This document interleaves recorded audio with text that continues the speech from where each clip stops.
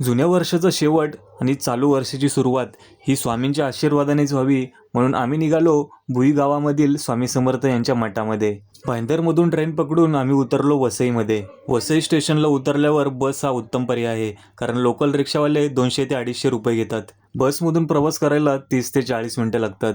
बसमधून 40 रुपयाचे तिकीट कापून आम्ही उतरलो भुईगाव स्टॉपला. भुईगाव स्टॉपला उतरल्यावर 2 ते 3 मिनिटाच्या अंतरावर स्वामींचा मठ आहे. आजूबाजूचा सुंदर परिसर पाहून गावात आल्याचा भास होतो. या मठामध्ये अन्नछत्र सुद्धा आहे. प्रत्येक गुरुवारी येथे अन्न वाटप केलं जातं. स्वामींच्या आवडीची गोष्ट म्हणजे चाफ्याची फुलं आणि पुरणपोळी घेऊन आम्ही आतमध्ये प्रवेश केला. मठाच्या प्रांगणामध्ये विविध देवी देवतांचे फोटो पाहायला मिळतात.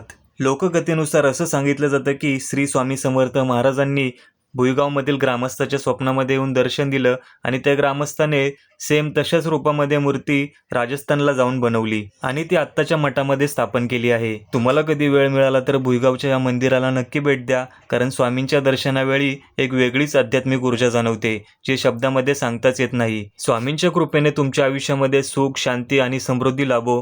तर तुम्हाला ही माहिती कशी वाटली कमेंट करून नक्की सांगा आणि सबस्क्राईब करायला विसरू नका.